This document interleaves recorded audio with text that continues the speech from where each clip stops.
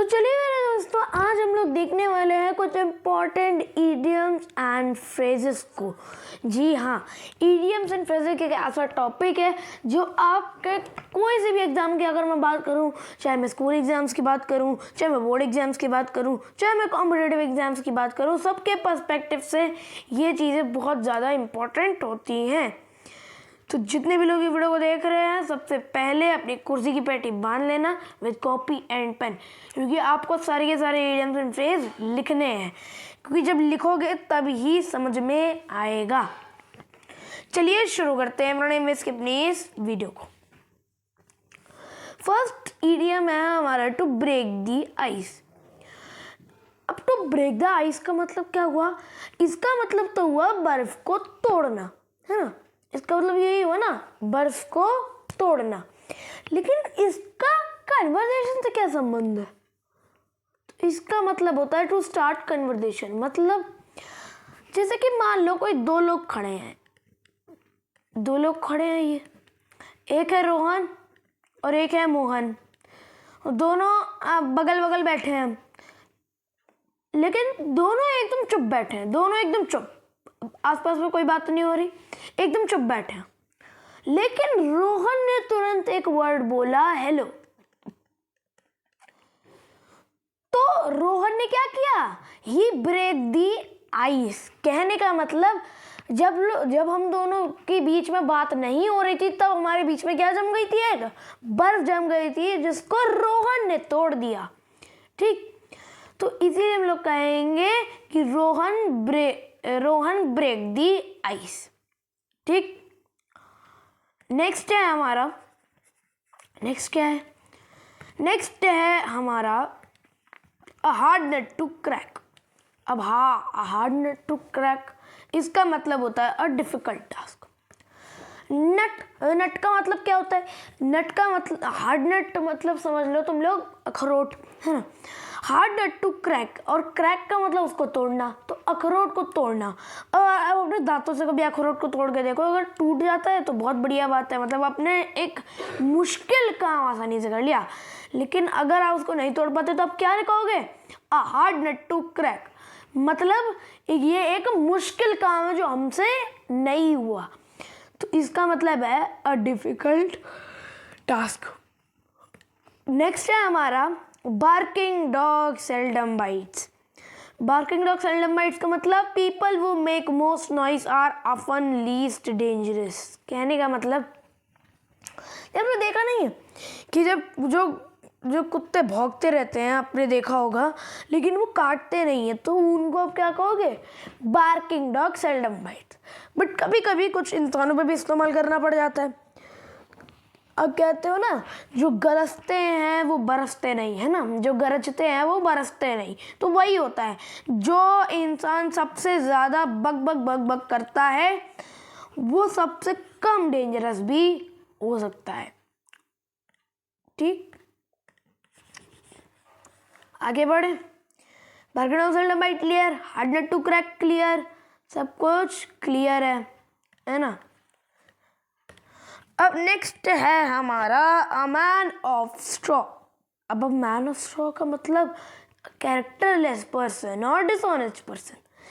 अब a man of straw का, अब ये स्ट्रॉ का पर्सन से क्या रिलेशन है कि वो कैसे डिसऑनेस्ट हो सकता है? बताओ, कोई रिलेशन है क्या? कोई सेंस है इस बात का? हाँ है भाई। देखो, अगर तुम कभी स्ट्रॉ को देखोगे, पहले बात तो स्ट्रॉ का मतलब एक तरीके से भूसा होता है, भूसा सुना होगा तुम लोगों ने। और देखो, एक बार स्ट्रॉ का मतलब भूसा होता है, और एक वो ये वाली स्ट्रॉ होती है जिससे आप जूस को पीते हो। दोनों से आप इसका मतलब निकाल सकते हो। स्ट्रॉ वो वाले भूसे की अगर बात करें, तो जिस इंसान के अंदर भूसा भरा होता है, मतलब जो जिसके पास कोई कैरेक्टर नहीं होता, जिसके पास कोई मैनर्स नहीं होता, जो बेईमान इंसान होता है, उसको हम कहते हैं मैन ऑफ स्ट्रॉ। या फिर जो इस स्ट्रॉ की अगर हम बात करें, तो जब इस स्ट्रॉ की हम बात करेंगे, तो इसमें अब तुम आगे से देखो तब भी खाली है, और पीछे से देखो तब भी खाली है। तो अगर तुम इसके अंदर से ईमानदारी पास आउट कराओगे, तो वो इधर से एक एंड से जा करके दूसरे एंड से निकल जाएगी, है ना। एक एंड से जाएगी और दूसरे एंड से निकल आएगी, मतलब उसके पास कोई कैरेक्टर है नहीं। ठीक, नेक्स्ट है ब्रेक डाउन। ब्रेक डाउन का मतलब होता है टू क्राई। जैसे कि आपको याद होगा फिलिप ह्यूग्स जो एक महान क्रिकेट प्लेयर थे, अनफॉर्चुनेटली उनकी क्रिकेट खेलते हुए डेथ हो गई थी।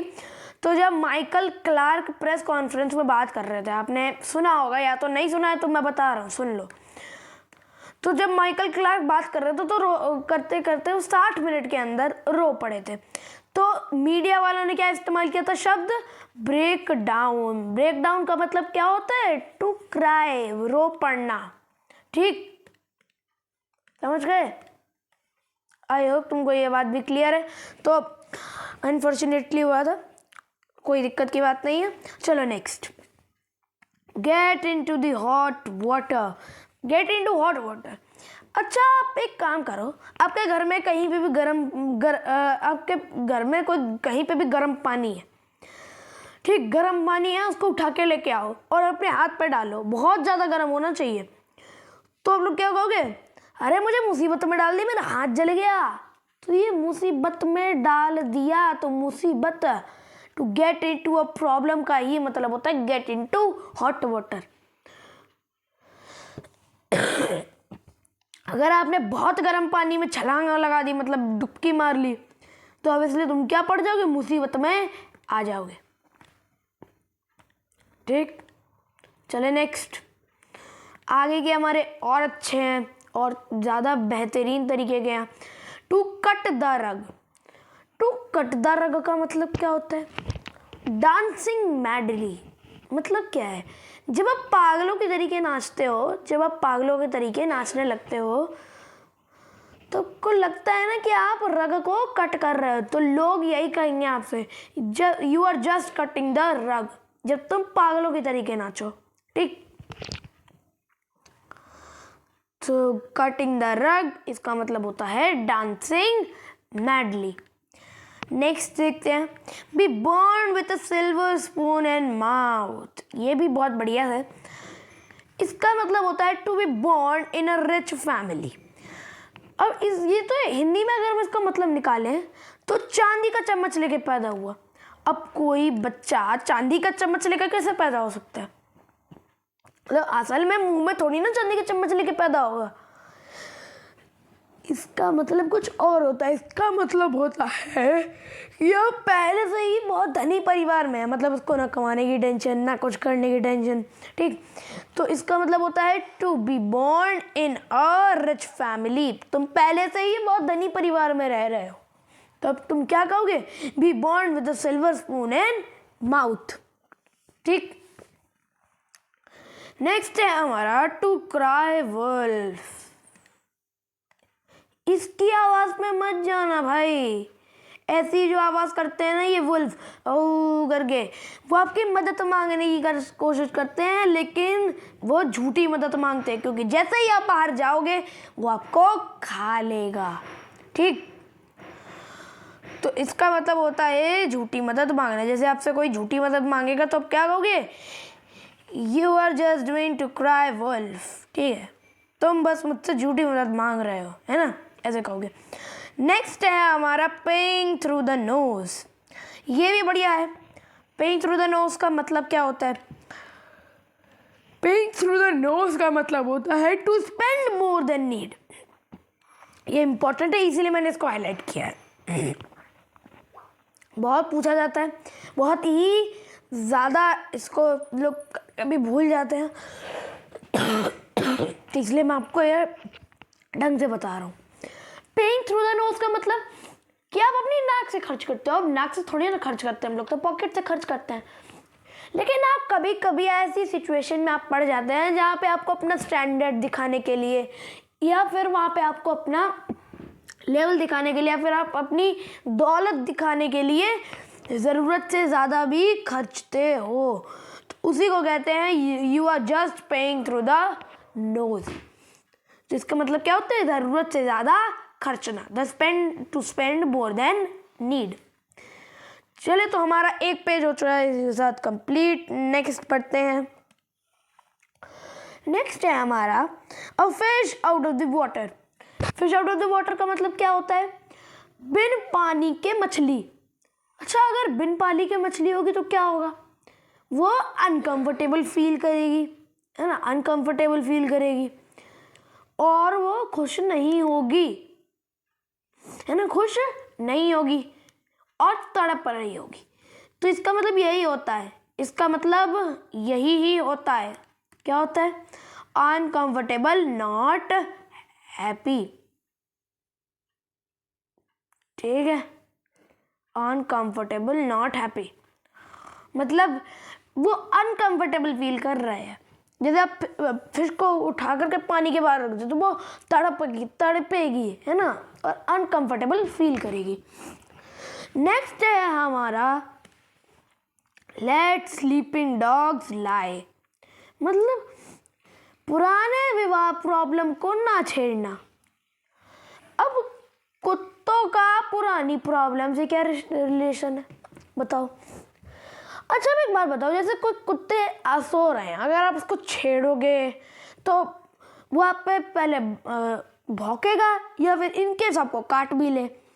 तो इसीलिए कहा जाता है लेट स्लीपिंग डॉग्स लाई, मतलब उस सेंस में जब कहा जाता है कि कुत्तों को वहीं का वहीं लेटा रहने दो, उनको मत छेड़ो, तो वही है, इसको बस पुरानी प्रॉब्लम से रिलेट कर दिया।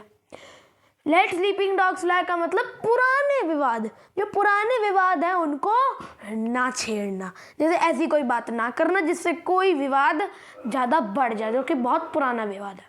ठीक, नेक्स्ट देखते हैं to throw dust into someone's eyes. ये बहुत ज़्यादा सब लोगों ने सुना है, आँखों में धूल झोंकना, आँखों में धूल झोंकना। इसका मतलब क्या होता है? To cheat someone. To cheat someone मतलब किसी को धोखा देना। ठीक, बहुत सुना होगा, इसका कोई सेंस बताने का सेंस बनता नहीं है। To be fair and square. To be fair and square का मतलब होता है ऑनेस्टली, ईमानदारी से, ईमानदारी से किसी काम को करना, किसी खेल को खेलना, उसको क्या कहते हो आप? It is to be fair and square. ठीक, it is to be fair and square. समझ गए? आई होप तुमको ये बात भी क्लियर है। नेक्स्ट है व्हाइट एलिफेंट। अब ये बताओ व्हाइट एलिफेंट क्या होता है? ये व्हाइट एलिफेंट काफ़ी रेयर एलिफेंट्स होते हैं और काफ़ी एक्सपेंसिव भी होते हैं, बट ये किसी काम के नहीं होते, क्योंकि काम वही करेंगे जैसे एलिफेंट्स करते हैं। भागेंगे भी उतनी स्पीड से, खाएंगे भी उतनी स्पीड से और मारेंगे भी उतनी स्पीड से, है ना, क्योंकि हाँ एलिफेंट्स मारते भी हैं, उनकी जो सूंड होती है अगर वो पड़ जाए तो हमारी तो गर्दन टूट सकती है, याद रखना। तो वाइट एलिफेंट का मतलब होता है expensive but not in use thing. जैसे कि अभी मुझे पेंटिंग्स की तो इतनी नॉलेज है नहीं, तो अगर मैं अपने घर पे कोई एक 10 लाख की वो ले आऊँ, क्या कहते हैं, मैं एक 10 लाख के अपने घर पे पेंटिंग ले आया, अब मुझे तो पता ही नहीं है उसको कैसे यूज़ किया जाता है, तो फिर मेरे लिए तो बस एक वाइट एलिफेंट से कम नहीं होगी, वो मेरे लिए सिर्फ एक वाइट एलिफेंट से कम नहीं होगी, क्यों, महंगी तो बहुत है बट मेरे काम की नहीं है। ठीक, नेक्स्ट है हमारा स्नेक इन द ग्रास। इसका मतलब होता है छुपा हुआ दुश्मन। इस छुपा हुआ दुश्मन, जैसे अब देखते हो ना, जैसे ग्रास के अंदर अगर स्नेक छुपा हुआ है, मतलब सांप छुपा हुआ है और आपको वो अचानक से आके काट ले, तो क्या कहते हो, there is a snake in the grass. But इसको हमने ना, जो स्नेक्स हैं इसको हमने बस दुश्मन से रिलेट कर दिया है। स्नेक इन द ग्रास मतलब स्नेक छुपा हुआ होता है काटने के लिए, वही दुश्मन करता है आपका, वो भी छुपा हुआ होता है आपको किसी ना किसी तरीके से अपने रास्ते से हटाने के लिए। ठीक है, तो स्नेक इन द ग्रास का मतलब छुपा हुआ दुश्मन। नेक्स्ट है red letter day. Red letter day का मतलब होता है a special day. Special day का मतलब क्या होगा? अच्छा ये बताओ कि हम रेड लेटर का मतलब क्या हुआ? रेड लेटर कि वो रेड लेटर होना चाहिए, रेड, किसी चीज को खून से लिखा है तुमने, अपना ब्लड भी तो रेड होता है ना, उससे किसी दिन को तुम लिखोगे तो वो क्या होगा, अ रेड लेटर डे। इसका मतलब होता है बहुत ही विशेष दिन। ठीक, जैसे कि हमारे महात्मा गांधी जी की जो जयंती होती है वो एक रेड लेटर डे होता है, वो बहुत ही स्पेशल दिन होता है। हमारा इंडिपेंडेंस डे वो भी एक रेड लेटर डे होता है क्योंकि वो भी बहुत स्पेशल डे है। ठीक, नेताजी सुभाष चंद्र बोस की जो कहते उनकी जो जयंती होती है वो भी बहुत इंपॉर्टेंट डे है, तो वो भी रेड लेटर डे होगा। नेक्स्ट है N early bird. N early bird बहुत बार सुना होगा, सुबह जल्दी उठने वाला, जो सुबह जल्दी उठ जाता है। जैसे चिड़िया होती है ना, वो सुबह जल्दी जल्दी उठ जाती है। और बाकी उल्लू का तो अलग सिस्टम चलता है, वो रात में जगता है और सुबह सोता है। ठीक, लेकिन अर्ली बर्ड जो बर्ड्स होते हैं वो सुबह जल्दी उठ जाती हैं, तो क्या कहते हैं, एन अर्ली बर्ड। ठीक, नेक्स्ट है हमारा put two and two together. Two and two together का मतलब क्या हुआ, कड़ी से कड़ी मिलाना, कड़ी से कड़ी मिलाना। जैसे आप देखते हो ना, ये देखो, 2 एंड 2 को साथ में रखा, तो यहाँ से कड़ी से कड़ी मिलाकर किसी चीज को पकड़ते हो, जैसे CID करती है। अगर उसको कोई भी सबूत मिलता है तो वो, और उसको दूसरे सबूत से उसको मैच करा करके उसकी कड़ी से कड़ी मिला करके वो चोर या किसी भी इंसान को जिसने वो क्राइम किया है उनको पकड़ लेती है। ठीक, तो अब क्या करोगे, CID पुट 2 एंड 2 टुगेदर। ठीक है, तो इसका मतलब होता है कड़ी से कड़ी मिलाना। नेक्स्ट है playing ducks and drakes. Ducks and drake का मतलब क्या होता है, किसी चीज को सीरियस ना लेना, मतलब लापरवाही से काम करना। मतलब प्लेइंग डक्स एंड ड्रेक्स, जैसे आपने डक्स एंड ड्रेक्स वाले गेम खेली होगी ना, पक्का ही खेली होगी, तो उसमें क्या होता है, जो डक होता है और ड्रेक होता है वो दोनों किसी चीज को सीरियस नहीं लेते हैं। तो प्लेइंग डक्स एंड ड्रेक्स का मतलब होता है किसी चीज को सीरियसली ना लेना। ठीक, अगला है हमारा फ्लैश इन अ पैन। इसका मतलब होता है तुक्के की कामयाबी। मतलब अब आपने देखा होगा कभी कभी कि पैन जो होता है ना, हमारा तवा, घर का तवा जिसमें हम लोग रोटी वोटी सेकते हैं, उसमें आपने अक्सर देखा होगा कभी कभी सुबह सुबह ना लाइट उसमें पड़ के वो एक फ्लैश आती है, उसमें से चमक आती है। तो क्या आप उसको अपनी बल्ब, क्या वो इलेक्ट्रिक बल्ब बन गया, क्या उसमें से लाइट एमिट होने लगी? नहीं। क्या आप उसको बल्ब निकाल करके उसको अपने होल्डर में लगा दोगे? नहीं ना। तो ये क्या थी, एक तुक्के की कामयाबी थी। ये तुक्के में इसके अंदर जो फ्लैश निकली थी, तो इसीलिए, लेकिन आप उसको उसके लिए क्या नहीं कर सकते, आप उसको लगा नहीं सकते अपने होल्डर में, या फिर आप उसको एज एन इलेक्ट्रिक बल्ब इस्तेमाल नहीं कर सकते। ठीक, उसका आंसर है तुक्के की कामयाबी या flash in a pan. I hope तुमको मैंने जितने भी समझाए हैं सारे के सारे क्लियर होंगे। अब इसको एक बार ढंग से भी देख लेते हैं। टू ब्रेक आइस, 1 2 3 4 5 6 7 8 9 10, यहाँ 10 हो गए। And then 11 12 13 14 15 16 17 18 19 20 21। ठीक, तो टोटली कितने हैं यहाँ पे? टोटल हम लोगों ने 21 ईडियम्स एंड फ्रेजेस को यूज़ किया है और बहुत ही अच्छे तरीके से समझा भी है। तो इसी के साथ आज की वाली वीडियो में यहीं पे समाप्त करता हूँ। ऐसे और ईडियम्स एंड फ्रेज की वीडियो भी मैं आगे कभी लेकर ज़रूर आऊँगा। उसके लिए आपको करना क्या है, आपको मेरे चैनल, इसी चैनल पे जिस पे आप ये वीडियो देख रहे हो, उसको फटाफट से जाके कर लो सब्सक्राइब, क्योंकि इसी पे मैं आपको आगे के वीडियोस की नोटिफिकेशन देने वाला हूँ। तो इसी के साथ आज की वीडियो यहीं पे समाप्त होती है। तो मिलूंगा मैं जल्दी आपसे अपने अगली वीडियो में। तब तक के लिए stay curious. Thanks for watching.